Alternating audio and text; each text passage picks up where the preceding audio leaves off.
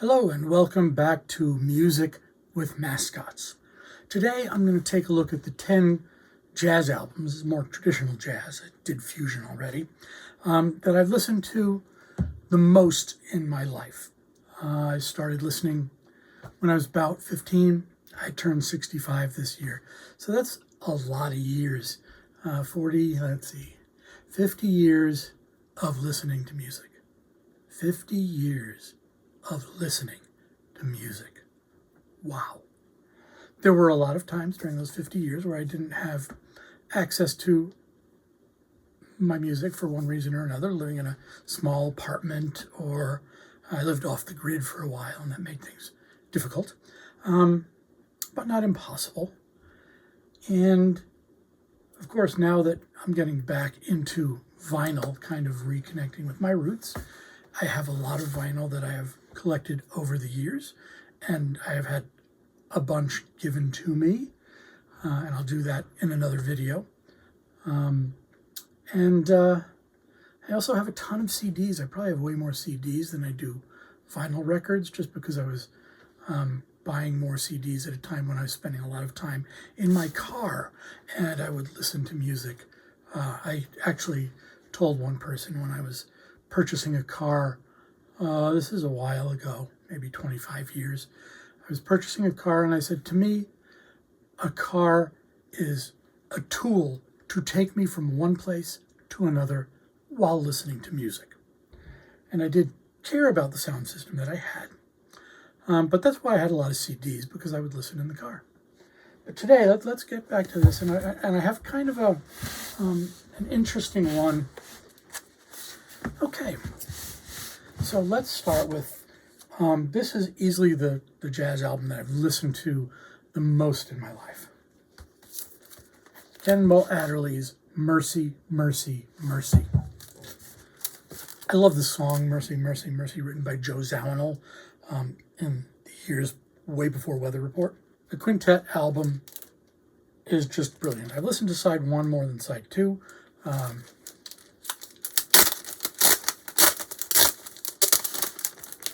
And I just recently bought this on vinyl. I had Cannonball Adderley's Greatest Hits, but I had this on CD that I listened to a lot in the car.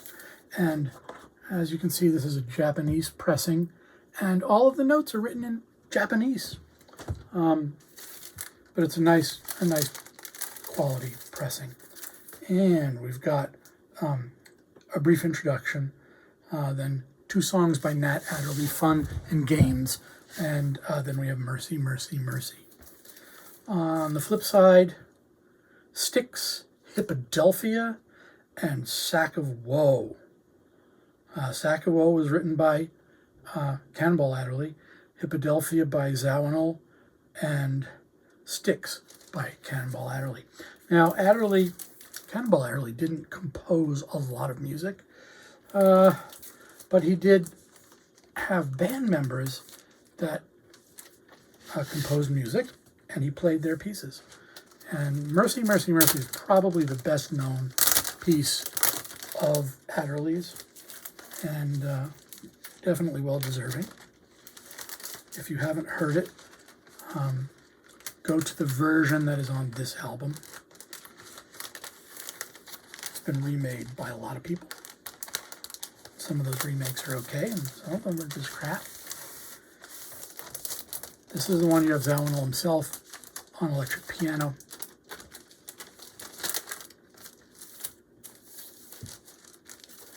And it's my favorite version of Mercy, Mercy, Mercy. Second, and I didn't do this with my fusion or prog discussions, this is another one that I had on CD, and I've listened to Cannonball Adderley so much more than most of the other stuff that I had to put this one in here too. This is the quintet in San Francisco, and it says Live at the Jazz Workshop. This is a great collection of tunes, very well played, and this is probably my second favorite Cannonball Adderley. Next, Ron Carter, Blues Farm. Once upon a time, I played the electric bass, but I always had a fondness for the double bass, something I never had access to and never tried to play. And I was never good enough to become a professional musician, but I certainly am good enough to love good music. And when it comes to double bass, Ron Carter is still the reigning master. He is still alive, and I think he's still performing, which is amazing because he's not a young man. I saw him in concert once over 20 years ago. He played in Lenox, Mass. At little theater in the high school there, and it was a really intimate concert, small venue, and I got to sit in the second row, and it was just an amazing performance. And one of the things that Ron Carter does so beautifully is he throws in his solos little tidbits of other music from here, there, or elsewhere. It could be popular music, something by the Beatles. It could be a theme from Bach's cello suites, and something you wouldn't expect to fit. And it comes as a surprise, but it's a wonderful surprise. It's like, I know that, oh, that fits so good. I'm so glad to hear that. And you just sit back and enjoy it because it's very enjoyable. Ron Carter, Blues Farm. Then one that is kind of a crossover. I kind of consider this a jazz album. Joni Mitchell's album, Mingus. Mingus is actually on here. Jaco Pastorius plays bass on here. He and Joni Mitchell had a thing for a little while. This was during that period. And this is a great album. So you got A Chair in the Sky, words by Joni Mitchell, music by Mingus. And there are a couple that, The Dry Cleaner from Des Moines, Goodbye Pork Pie Hat, Sweet Sucker Dance. So this is an album that is a crossover. And I love crossover albums because it just blends and creates new music and new music styles. Joni Mitchell, Mingus.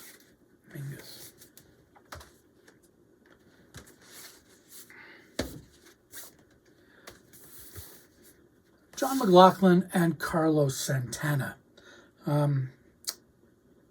They're playing jazz, although it's maybe a little fusion based.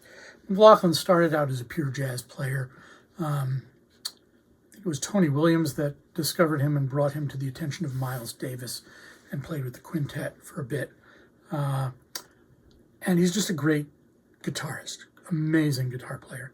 And he plays so many different styles. He even wrote a classical concerto called Mediterranean Concerto, which is on a CD, and it has half the album is the concerto, and then half of it is nylon string guitar with piano, with I think it's Katya Lebec, and it was one of the Lebec sisters. Don't remember exactly offhand, but I think it was Katya, and that's the one that he married. I'll have to check that. If I'm wrong, I got to delete that. Love, Devotion, Surrender. Great album, great guitar work from both men. This is my first introduction to John Coltrane because he's got on the first side of this A Love Supreme. They do a cover of that. And then Naima. Both of those are Coltrane tunes. And this was my first exposure to A Love Supreme.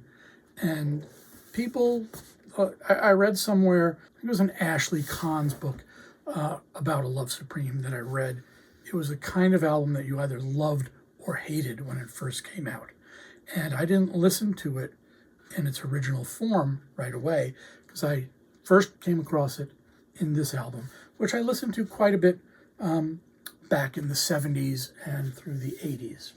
Carlos Santana, Mahavishnu, John McLaughlin, when he was still using the Mahavishnu name. And of course, after this, there was the Mahavishnu Orchestra. Great fusion band. Al Jarreau. Al Jarreau is an amazing voice. I love listening to him sing. And this time, I don't know that it's his best album, but it's the one that I had, the only one I had for a very long time. And I listened to it a lot. I love the songs on this. And I loved his voice. And I do like songs with singing as well as instrumental. He has a unique voice that I really like. It's mellow, it flows, it is gorgeous, and he just lets the emotion out. He's a very emotional singer, and that passion for what he's singing comes through in the music. Al Jarreau, This Time.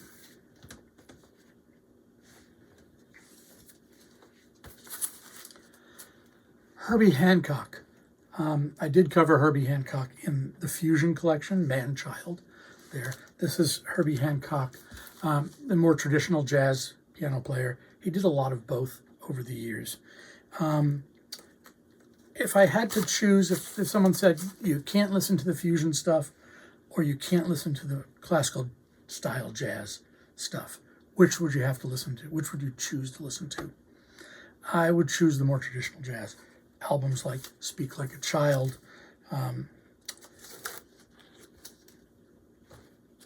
these are all written by Herbie Hancock except the tune First Trip, which is written by Ron Carter. And you've got Herbie Hancock on piano, Ron Carter on bass, Mickey Roker on drums, Thad Jones on flugelhorn, Peter Phillips on bass trombone, and Jerry Dodgian on alto flute.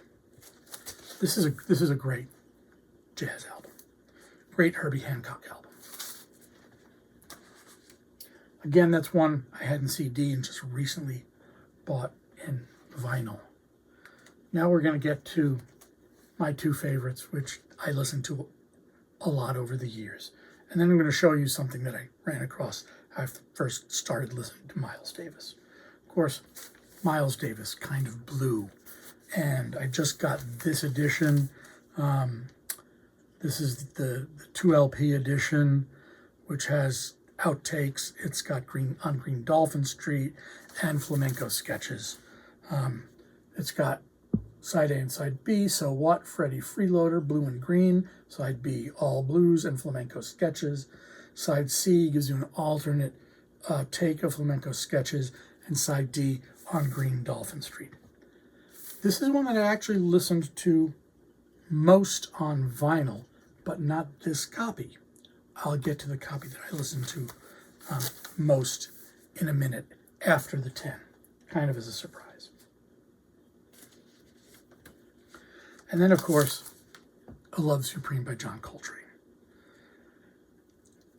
There's nothing to add to either of these two albums that hasn't been said by a million people over and over again. If you like jazz, you've listened to them. If you're new to jazz, there are two albums that you need to listen to. And they're very streamable, and you don't have to spend the money to listen to them and determine if you like them or not. A Love Supreme, for me, I loved it right away. A lot of people don't. A lot of people have to listen to it 2 or 3 times before it really grabs them. But you can't go wrong with either of those two albums. All right. I used to work back in my early 20s for Zales Jewelers, and we're going back to 1980, thereabouts. And I worked in store number 69. My manager used to say it's the sexiest store in the chain. And right across the mall from them was a place called Raspberry Records. Over the years there, I bought a lot of records from Raspberry Records. And I went in there one day deciding, okay, I've heard a lot about Miles Davis. I haven't heard anything much that he's played. There wasn't a jazz station or anything that I listened to, and none of my friends were really into jazz, and I was just starting to get into jazz. So I went into the store, and I was talking with the owner of the store, and I said, I'm interested in Miles Davis. Which album would you suggest? And he said, that's hard to choose. And he recommended Bitches Brew, and he recommended Kind of Blue. But he also had this. 12 Sides of Miles. I got this. 12 Sides of Miles. Miles Davis. The guy at the record store said, all the Miles Davis anybody could ever want. Not quite true, but this is 5 albums. One was a double album that Miles Davis released on the Columbia label. So you're not picking up anything from before that. And I think he was with Columbia for the rest of his life. But this does have Kind of Blue and Bitches Brew. And he was recommending both of those. So I thought, you know what? It wasn't that much more money to get this set than to get those 2 albums.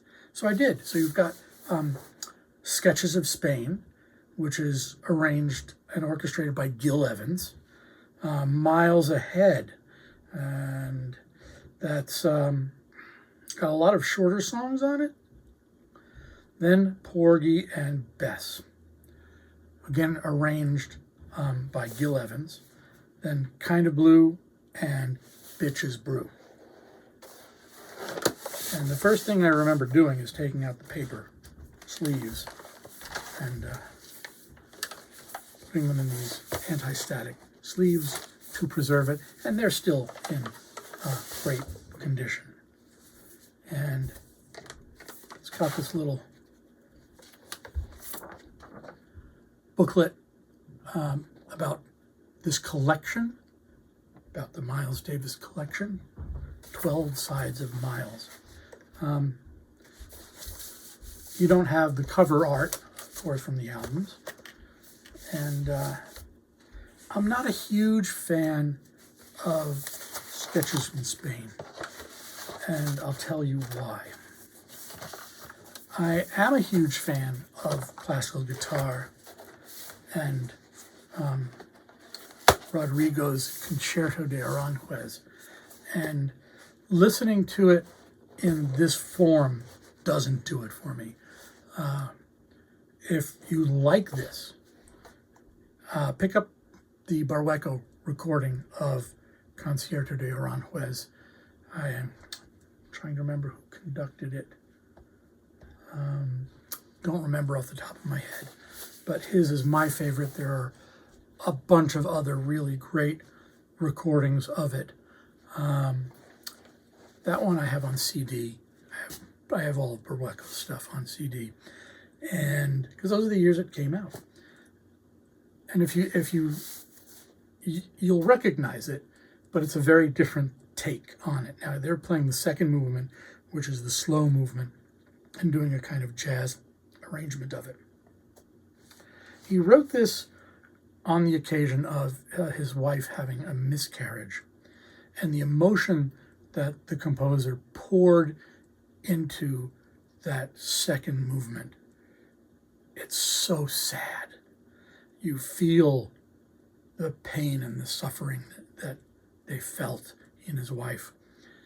That is lost to me in the jazz interpretations. So I don't go for the jazz interpretations that I've heard. I've heard Kenny Burrell play it as well. And it's a great piece of music. And I've had jazz people tell me that you have to listen to this piece of music. It's amazing. So what is it? I don't remember the name, but it's so beautiful. It was originally a concerto. And I said, oh yeah, Concierto de Aranjuez. And I would always say, go listen to the original. And I don't know that any of them ever did. But it's easy to stream these days. So if you want to listen to the original, I highly recommend the Barrueco. It's a great performance. And as I said, there are others. If you have a classical guitarist that you're fond of, find their performance of it. Sharon Isbin, I think, did a nice recording of it as well. So anyway, I'm going to tie it up there. If you've made it this far, please hit the like and subscribe. Down in the comments, tell me what are the jazz albums that you've listened to the most. And if you have one in particular that you've listened to more than any other, let me know what it is. If I haven't heard it, I'll listen to it. And it may be something that if I had at a given time, I would have listened to more than some of this stuff. You never know. music is great, and we live in a great age to discover music. So, again, if you can, like, subscribe, like the video, make a comment, really help the channel grow. Right now, it's a very new channel. I think I still have 4 subscribers, and I know that'll change. I have a small book YouTube channel as well, and it took a little while to get off the ground. But at some point, all these videos will be there. Let me know if you're watching this on the first run, or if you're watching it 5 years from now. Always interested to talk about music and get a conversation going. Thank you very much.